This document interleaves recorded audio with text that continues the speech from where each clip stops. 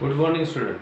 Today we are going to start last unit of the CAMD is nothing but the unit number 6. So basically unit number 6 requires the information regarding the three-phase induction motor. You have studied the three-phase induction motor in electrical machine to detail. So see the unit number 6. So unit number 6 is nothing but the induction motor parameter. Induction motor parameter. So induction motor you are studied in electrical machine too. So we have to discuss the induction motor parameter in unit number 6. So first one is nothing but the no load current. So you know that what is no load current? Whenever the three phase induction motor is open circuited, means what? There is no load on the induction motor. So whatever the current measure, that current is nothing but the no load current. Now the no load current I0 denoted by I0. So no load current I0 of an induction motor is made up of two components. The no load current I0 of an induction motor is made up of two components. First one is nothing but the magnetizing component ion. First one is nothing but the magnetizing component ion. And second one is nothing but the loss component of current, that is the ion. Second one is nothing but the loss component of no load current IL. Then the magnetizing current is 90 degree out of phase with the voltage. Magnetizing current is 90 degree out of phase with the voltage, while the loss component is in phase with the voltage.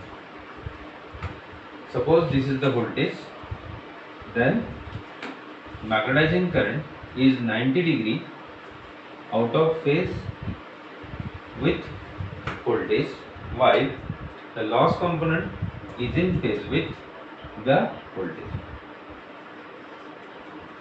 So in this way you can draw or you can explain the magnetizing current, leakage, loss component current with the voltage by using the phasor diagram also. Then magnetizing current. The magnetic circuit of a 4-pole induction motor is shown in figure. So this is the magnetic circuit of 4-pole induction motor. So these are the flux distribution. So flux produced by the stator MMF. So whenever the three-phase AC supply is given to the stator, what happens? The alternating flux will be developed that way.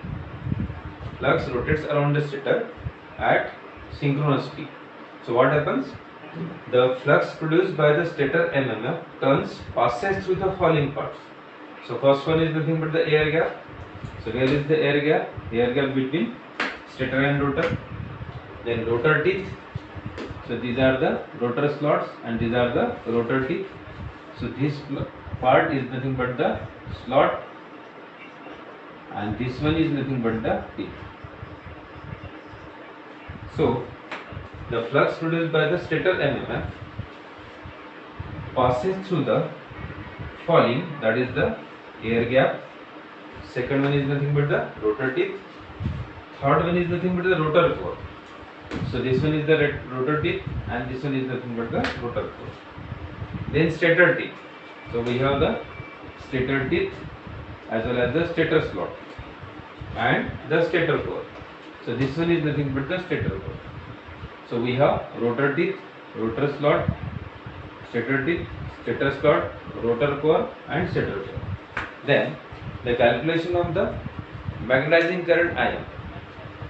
Calculation of the magnetizing current ion for the induction motor is same like a DC machine. But what is the difference? The main difference is that in DC machine the flux is assumed to be uniform. The flux is assumed to be uniform.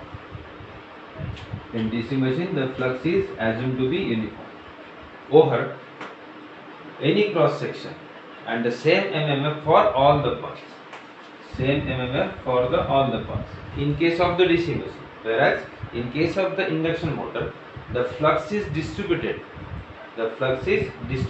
approximately sinusoidally and the MMF very similar. In case of the AC machines or induction machine, the flux is distributed approximately sinusoidally and MMF also varies. Similarly, if the permeability of the iron were constant, if the permeability iron were constant, this would cause no difficulty and the value of magnetizing current. No difficulty and the value of magnetizing current would be obtained accurately by considering the mean MMF. So, if the permeability of the iron were constant, this would cause no difficulty and the value of magnetizing current would be obtained accurately by considering the mean MMF. Now, the question arises how to calculate the mean MMF. So, for sinusoidal distribution, the mean MMF is given by 2 by pi, that is 0.637 of maximum value. 0.637 of maximum value, which will give the 40 degree from the interpolar axis. 40 degree from the interpolar axis. Now see the next topic.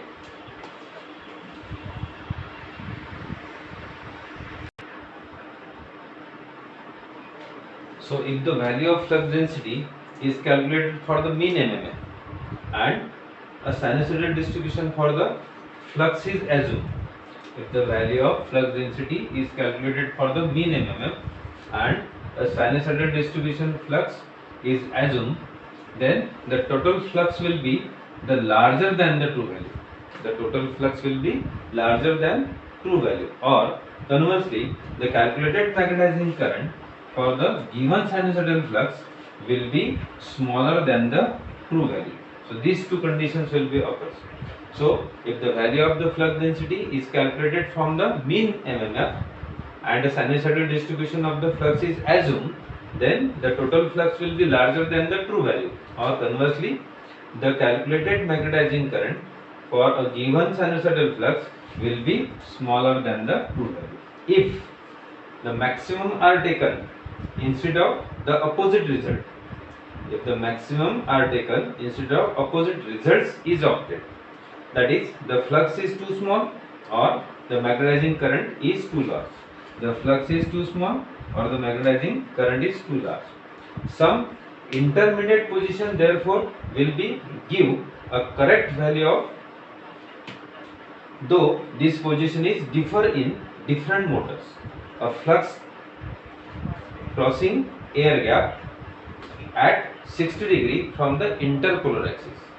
So reason for this that the flux density distribution then curve can be approximated too closely by sine wave with the third harmonic.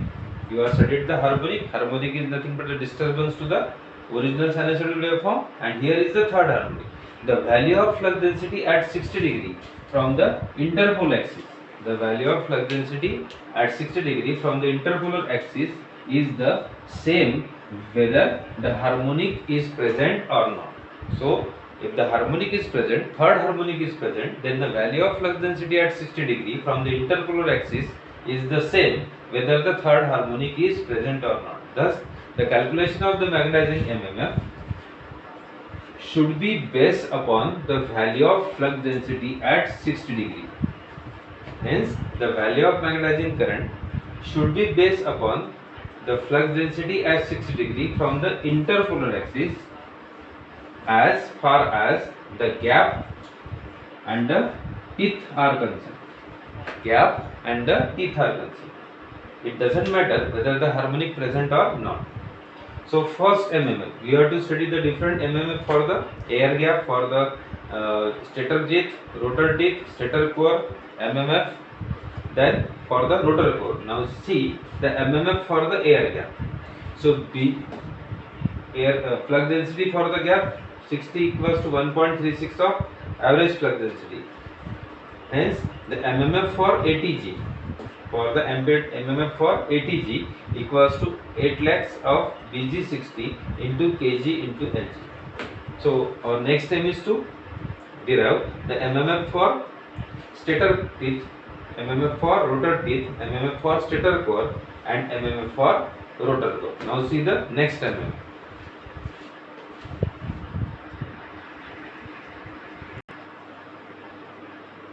So second one is nothing but the MMF for stator teeth. The flux density is uniform. The flux density is uniform in the teeth when they are parallel. The flux density is uniform in the teeth when they are parallel sided, but the parallel sided slots are used. The flux density along the length of the teeth is not uniform. The flux density along the length of the teeth is not uniform.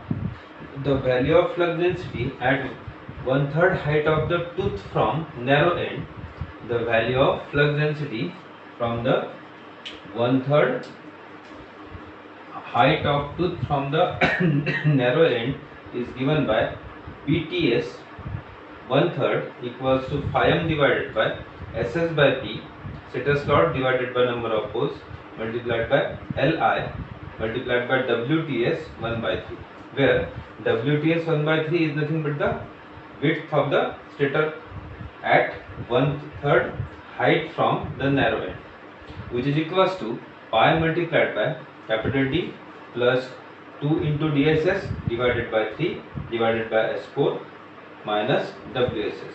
So calculation based upon the BTS 60, that is the MMF required for the stator teeth, equals to capital AT of TS, which is equals to 80 TS multiplied by DSS. Third one is nothing but the MMF for rotor teeth. The flux density in the rotor teeth at 1/3 height from the narrow end is given by BTS equals to 1 by 3 phi m divided by SR, that is the rotor slot divided by number of poles into Li multiplied by WTR at 1/3, and with WTR 1/3 equals to pi in bracket dr minus 4 dsr divided by 3 divided by SR minus WSR, where DSR is nothing but the depth of the rotor slots, which we have studied earlier by designing the rotor, and WSR is nothing but the width of the rotor slot. Now BTR 60 equals to 1.36 BTR 1/3. Hence the MMF per meter at 80 TR for the rotor teeth is found from the corresponding BTS 60. The MMF required for the rotor teeth is nothing but the 80 TR, which is equals to 80 SR multiplied by DLR.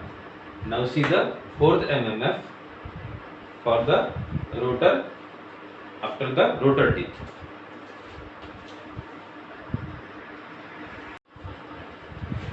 Now see, fourth one is nothing but the MMF for stator core. Corresponding to the flux density in the core, the MMF per meter ATCS, that is ampere turns of the stator core, can be found. Ampere turns of the stator core can be found. The length of the path through the core can be taken as 1/3 of the pole pitch. The length of the path through the core can be taken as 1/3 of the pole pitch at mean core diameter. Whenever we have to take the length of the path at mean core diameter, you have to take 1/3 of the pole pitch. Then the length of the path through the stator core, length of the path through the stator core, that is LCS, which is equals to pi in bracket capital D plus 2 DSS plus DCS divided by 3P, where P equals to number of poles, DSS is nothing but the depth of the stator slots, DCS is nothing but the depth of the stator core. So the MMF for stator core is nothing but the ATCR, that is the ampere turns of the rotor core, or you can say that the MMF of the rotor core multiplied by LCS, that is the length of path through the stator core. Last one is nothing but the fifth MMF for the rotor core. So corresponding to the flux density in the rotor core, MMF per ATCR can be found. Rotor core MMF ATCR can be found. The length of the flux path in the core, which is equals to LCR, that is the LCR is nothing but the length of the stator core, length of the rotor core, LCR, C for core, R for rotor, length of the rotor core equals to pi, that is dr minus 2 dsr minus dcs, that is the total depth of the rotor minus depth of the minus 2 into depth of the rotor core, then rotor slots minus dcs, that is the depth of the stator core divided by 3p, that is the number 3 into number of poles. So total mmf for the rotor core, total mmf for the rotor core, that is the ATCR. What is ATCR? AT for mmf and the CR for the rotor core equals to ATCR, that is ampere turns for the rotor core multiplied by LCR, that is the length of the rotor core. So total magnetizing mmf per pole, total magnetizing mmf per pole for B60 equals to ampere turns 60 equals to ATG, that is the ampere turns or the mmf of the gap, ATTS, that is the ampere turns of the stator turns, ATTR, that is the ampere turns of the rotor turns, ATCS, that is the ampere turns of the stator core, ATCR, that is the ampere turns of the rotor core. Hence, the magnetizing current per phase IM equals to 0.427 multiplied by P, that is number of poles, 8060 divided by kWs into TS. So in this way, you can calculate the magnetizing current per phase. So this completes the mmf of the all the parts of the three-phase induction motor. Now see the next topic.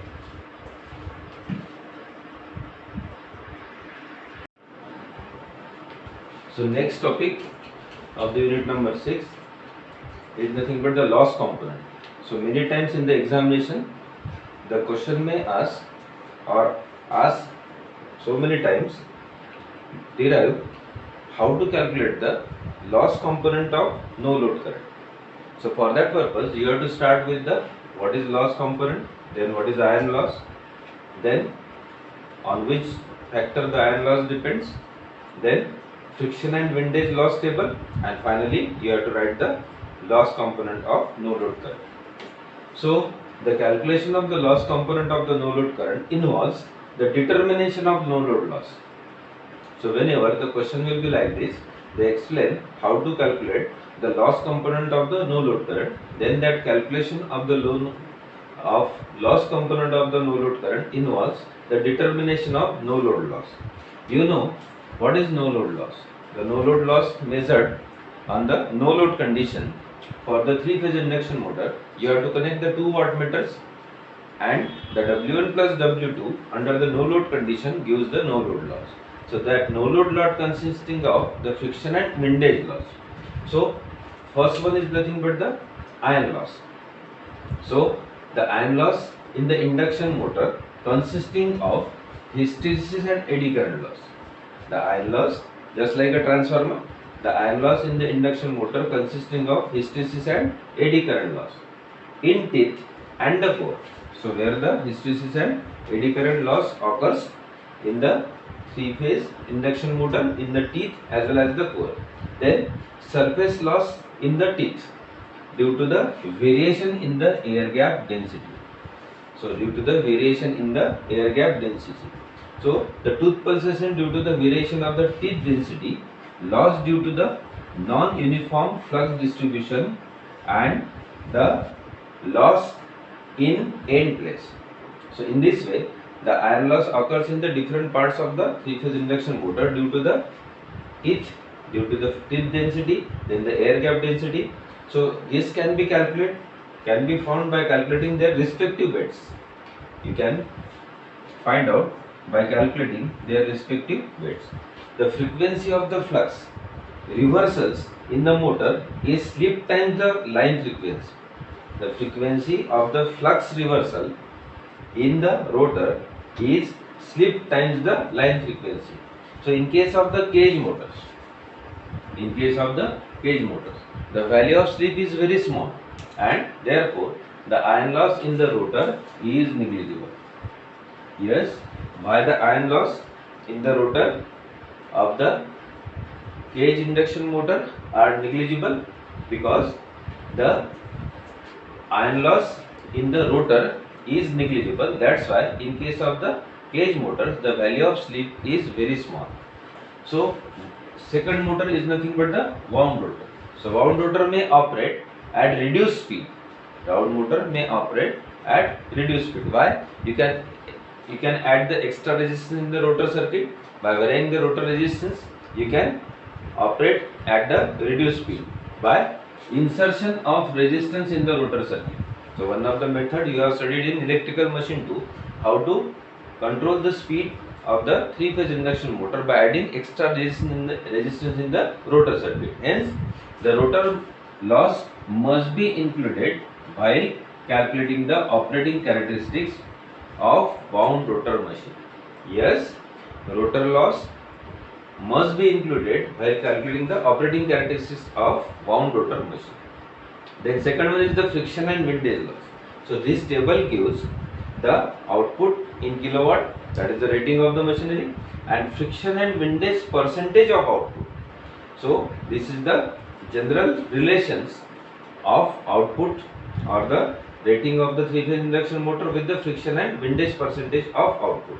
So whenever the output in kilowatt equals to 0.75, then friction and windage percentage of 5.5. For 3.7, 3.5. For 7.5, the 2.7%. For 37 kilowatt, 1.5%. 75 kilowatt, 1.2%. 150 kilowatt, then 1%. So we have the I0, that is the no load current of the three-phase induction motor, is given by root over Im square plus IL square. So Im is nothing but the magnetizing current and IL is nothing but the loss current. So question arises, how to calculate the loss component of the no load current. So loss component of the no load current, IL equals to total no load loss divided by 3 multiplied by voltage per phase. Now question arises, how to measure the total no load loss. Again, what is the procedure?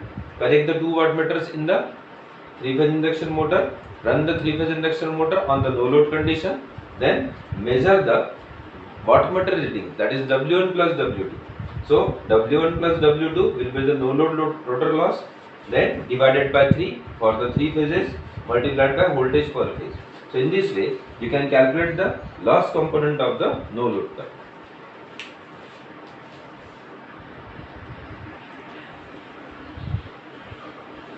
So after evaluating the loss component of the no load current, what is the next step? Next step is to calculate the no load power factor and the no load power factor angle. So for that purpose we require the standard relation of the output in kilowatt with respect to the no load current percent of the full load current. So approximate values of no load current expressed as the percentage of full load current are given in the table. So these are the outputs and these are the no load current percentage of full load current. So whenever the output of the machine is 0.75 kilowatt, then the no load current equals to 50% of the full load current. Whenever the output is the 3 kilowatt, then no load current percentage of full load current is 40. Then 15, 33% of the full load current. 37, 30% of the full load current. 75 and above, 27% of the full load current. So what does it mean? As the output in kilowatt or rating of the three-phase induction motor increases, the no load current percentage of the with respect to of the full load current decreases. So the no load power factor equals to cos of phi 0.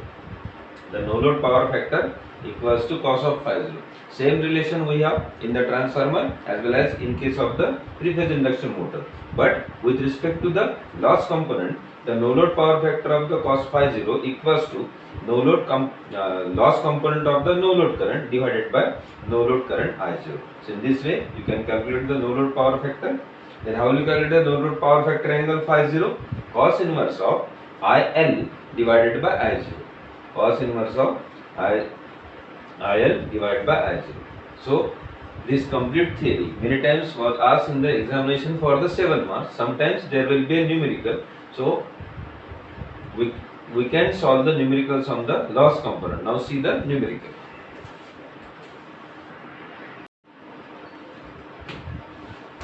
Now see the first numerical on no load current of the 3-phase induction motor.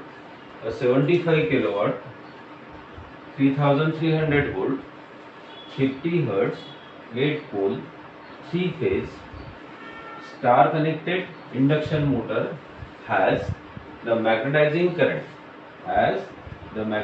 current which is 35% of the full load current, Calculate the value of stator turns per phase. If MMF required for flux density at 30 degree from the pole axis is 580. Assuming the winding factor equals to 0.95, full load efficiency and the power factor of 0.94 and 0.86 respectively. Now see what is the next step? Next step is to collect the given data. Rating equals to 75 kilowatt, VL equals to 3300, supply frequency equals to 50 hertz, number of poles equals to 8, number of phases equals to 3, star connected means IL equals to I phase, VL equals to root 3 V phase, IM equals to 35% of the full load current, or magnetizing current is 35% of the full load current. Under this condition, what is our aim? Our aim is to calculate the turns per phase, stator turns per phase means TS. Then ampere turns at 30 degree equals to 500, kWs equals to 0.95, efficiency equals to 0.94, power factor cos phi equals to 0.86. Now see the solution. So we have the general formula to calculate the full load current from the output. That is kilowatt divided by root 3 into VL into cos phi divided by efficiency, means to convert this output into the input. So we have the full load current 75 into 1000, that is the rating of the 3-phase induction motor, root 3 into VL into cos phi into the efficiency. So you will get the full load current equals to 17.854 ampere. So what is given? The magnetizing current IM equals to 35% of the full load current. So what does it mean? IM equals to 0.35 multiplied by 17.9. So in this way you will get the magnetizing current equals to 6.24 ampere. So we have this relation. What is the relation? The magnetizing current IM equals to 0.427 multiplied by number of poles, ampere turns at 60, divided by kWs, that is the winding factor, multiplied by the stator turns. So what is our aim? Our aim is to calculate the stator turns. So what is the formula for TS? TS equals to 0.427 multiplied by number of poles, 80/60 divided by kWs into I. So 0.427 is the constant, number of poles equals to 8, 80 is given, that is the 500, kWs given 0.95, IM equals to 6.24, IM equals to 6.24. So in this way you will get the value of TS equals to 288.12, means number of turns, stator turns never been in fraction, so the value of TS is equals to the 288. So see the next numerical.